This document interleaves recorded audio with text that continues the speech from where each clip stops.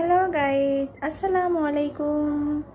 আজকে চলে আসলাম চিকেন রান্না করতে আবারও। আজকে ফ্রাইডে, যে চিকেন হাজবেন্ডও বলতেছে চিকেন খাবে, বেবিও বলতেছে চিকেন খাবে, সেজন্য চিকেনটা একটু ওরা বেশি খায়। চিকেন রান্না করতে চলে আসলাম। ফার্স্টে আমি একটু আলু দিব, যেহেতু ওরা দুজনই আলু পছন্দ করে, আমি নিজেও আলু পছন্দ করি। আলুগুলোকে একটু ফ্রাই করে নিব। আমি যখন মাংসের মধ্যে আলুটা দিই তখন আলুটাকে একদম ফ্রাই করে ফেলি। ফ্রাই করলে কি হয়, মানে আলুর কাঁচা ভাবটা থাকে না, মানে খেতে অনেক টেস্ট লাগে আর সিদ্ধটাও হয়ে যায় ভালোভাবে।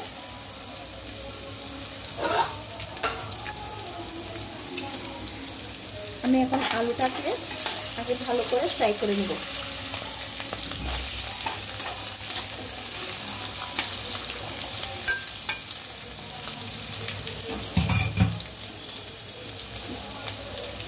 আলুটা যাতে একটু ফ্রাই হয় সেই জন্য আমি লবণটা হালকা একটু লবণ দিয়ে দিব।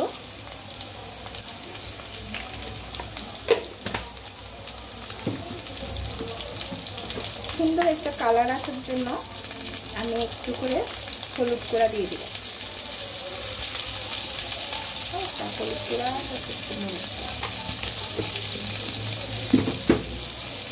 এখন আমি এটাকে সুন্দর করে আস্তে আস্তে চুলার আঁচ কমাই দিয়ে ফ্রাই করে নিব।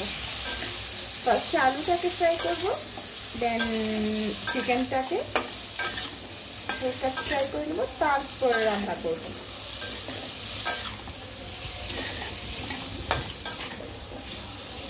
আমি সবটা বাসায় এক এক সময় বসে এক একভাবে রান্না করি। আর আলুটা দিলে কি হয়,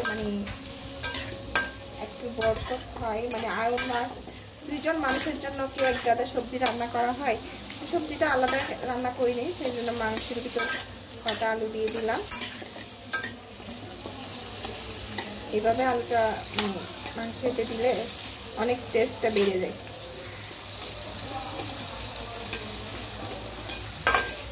যেহেতু বাসায় খাবো সেজন্য আলুটা দিলাম। কোনো গ্যাসের জন্য হয় বা কেউ গ্যাসটা আছে তখন তো আর আলু দেওয়া যায় না।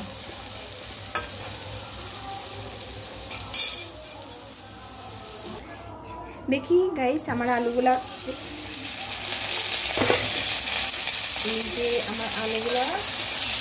একদম যখন ফ্রাই হয়ে গেছে, এখন আমি কি করব, গ্যাসটা কমিয়ে দিয়ে আলুগুলাকে উঠাই নিব।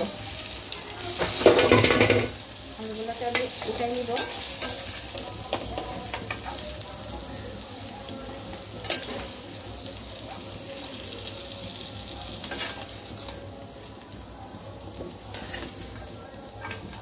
এরপর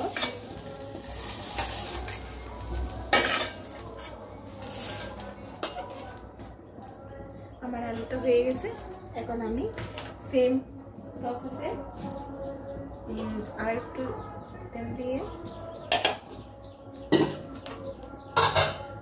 আমি এখন চিকেনটা দিয়ে দিব।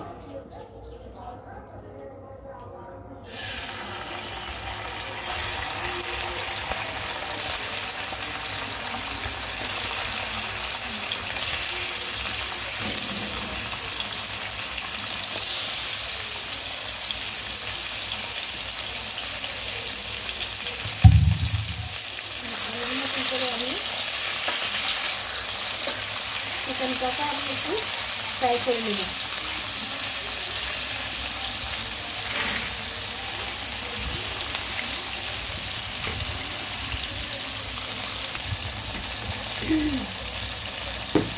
আলুর মতন করে আমি এখন একটু করে চিকেনও আমি সেম ইয়ে করে চিকেনটাকে একটু ফ্রাই করে নেব। চুলার আঁচটা একটু বাড়াই দিই, একটু হালকা ব্রাউন করে ভেজে নিব। ঢাকনাটা দিয়ে দিই। দেখি আমার মাংসগুলো, চিকেনগুলোর কী অবস্থা। আমি এখন চিকেনগুলোকে একটু নেড়ে করে দেবো। হয়ে গেছে।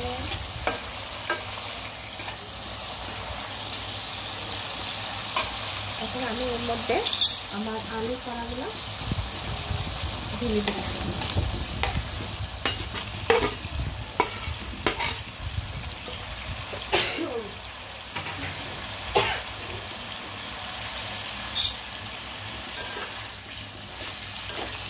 ভালো করে আমি আবারও একসাথে জিনিসকে ঢেলে দিলাম।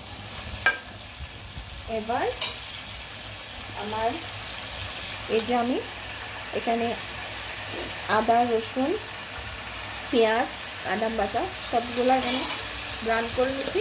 এগুলো আমি আস্তে করে ঢেলে দিব।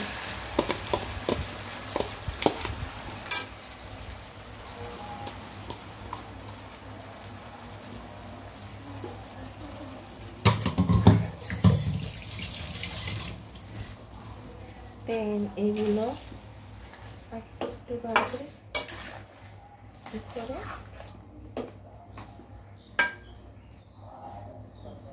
এবার আমি দিয়ে দিব এখানে আমি হলুদের গুঁড়া, মরিচের গুঁড়া, ধনিয়া গুঁড়া, জিরা গুঁড়া সব গুঁড়াকে একটা পেস্ট বানাই নিছি।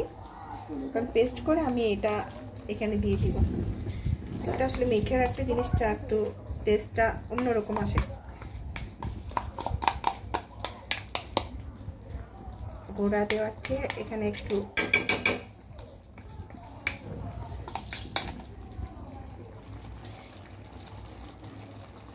এবার আমি এগুলাকে একটু চুলার আঁচটা বাড়িয়ে দিয়ে এটা একটু নেড়ে ছেড়ে মশলাগুলো সব চিকেনের সাথে একদম ভালোভাবে মেখে দিব।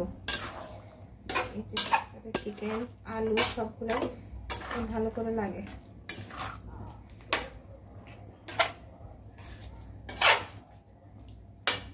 দিয়ে আমি এখন এখানে কোনো পানি দিব না। এখন দিয়ে আমি এখন ঢাকনাটা দিয়ে দিব।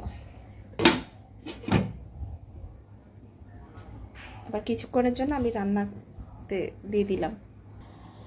হ্যালো গাইস, দেখি আমার মাংসটা কেমন হয়েছে। নেড়ে করে দিতে হবে কালারটা।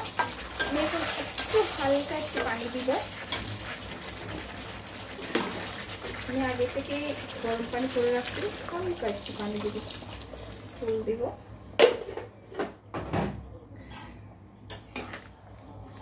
এখন আমি আবার দিয়ে আমি একটু ডেকে দিব। আবার ঢাকনাটা দিয়ে দিলাম আবার। আর 5 মিনিটের মতন আমি সিদ্ধ করে নেব। দেখি এবার আমার মাংসের কি অবস্থা। এই দেখেন একটু কষা কষা একটু হয়ে গেছে, একটু হালকা একটু জল চলবে। যেহেতু আজকে অন্য কোনো কিছু রান্না করতেছি না, তাই জন্য একটু ঝোল রাখছি। আমার মাংসটা রেডি হয়ে গেছে। এই দেখেন সুন্দর করে কষা কষা করে রান্না করলাম। একটু হালকা ঝোল ছিল, বেশি ঝোল না। ঠিক আছে বন্ধুরা, আজকের মতো বিদায় নিচ্ছি। আল্লাহ হাফেজ, আসসালামু আলাইকুম।